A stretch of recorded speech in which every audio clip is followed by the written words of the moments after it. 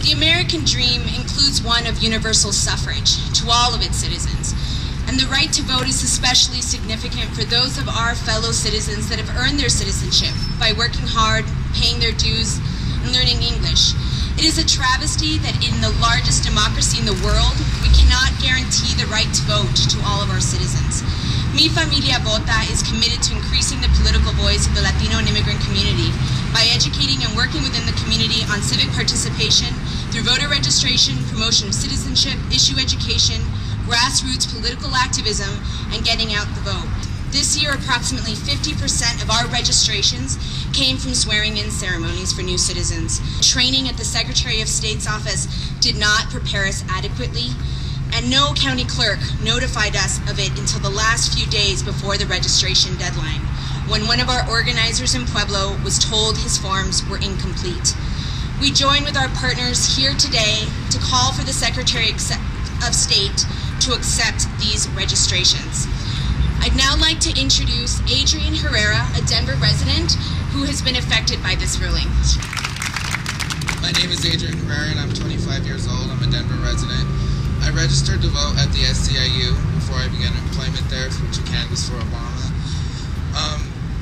I feel that my right to vote was taken away, basically. I had plans on voting early and I was waiting for my ballot in the mail when I received a letter stating that my registration was incomplete. So now I have to wait to vote on election day.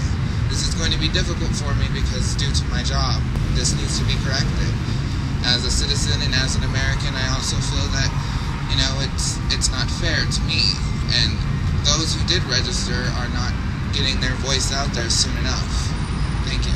Hi, my name is Maggie Coffin. I'm 22 years old. I registered to vote with 9 to 5, and I received a letter in the mail saying that my voter registration was invalid because I gave them my social security number and had not checked the box that I do not have a Colorado driver's license, which I don't have because I just moved to Colorado. I fear that for other people that have received this letter, it will not be as easy. It will be a time-consuming process that they may not choose to go through, and it will inhibit their right to vote. Thank you.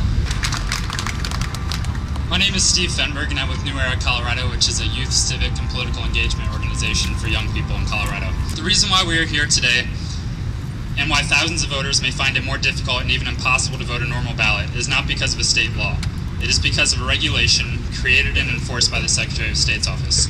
And the worst part is the Secretary of State's mandatory training trained my group to instruct voters to fill out a registration form that is directly in violation of this new regulation. When we specifically asked the question, what if a voter has a Colorado driver's license but does not have it on them? For instance, a college student that's on campus that doesn't have a car and might not have the driver's license in their pocket. The trainer explicitly said, that's fine, just make sure they actually do not check the checkbox on the form. We took notes during this training that we had in the Secretary of State's office, and we actually quoted that exact sentence that was told to us and wrote it down on our form that I think we have copies of here today. This technicality is sending the wrong message to these first-time voters. We cannot risk sending the message that we don't want young people to participate in our democratic process. These are the exact voters that we should be encouraging the most to participate. The damage has already been done to an extent by sending voters confusing and conflicting letters that lessen our trust in the election system. We urge Secretary Kaufman to stop the damage immediately and add these voters that have provided a valid social security number to the voter rolls and to vote like every other voter this election. It is a critical time for the health of our democracy in 2008 and beyond, and we ask, since the problem started in the Secretary of State's office, that it ends there today. Thank you so much. My name is Julia Shannon with SEIU's American Dream Campaign. Like Steve, I also attended a training that was held at the Secretary of State's office and left with the understanding that a voter could provide a valid social security number to complete the identification portion of the voter registration form. Many thousands of voters are being affected by this problem. Voters who provided valid social security numbers are now being, in effect, required to register twice.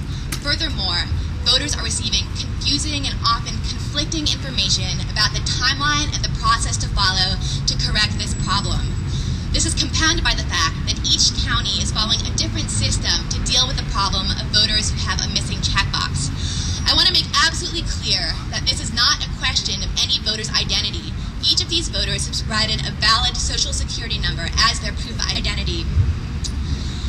We strongly urge the Secretary of State to adopt the simplest and easiest solution that will allow voters who have provided a valid social security number on their original registration form to be added to the rolls so that they can vote on Election Day along with the rest of us. Thank you so much for your time today. Can you tell me a little bit about the people who were taken off the rolls, and where is that purge most predominant? You see that in places where folks have, where there are more transient populations, student populations, younger populations. So, what can the voters of Colorado do? They should call their elected officials, they should call their county clerks, and they should let them know that this is not an acceptable way to conduct an election.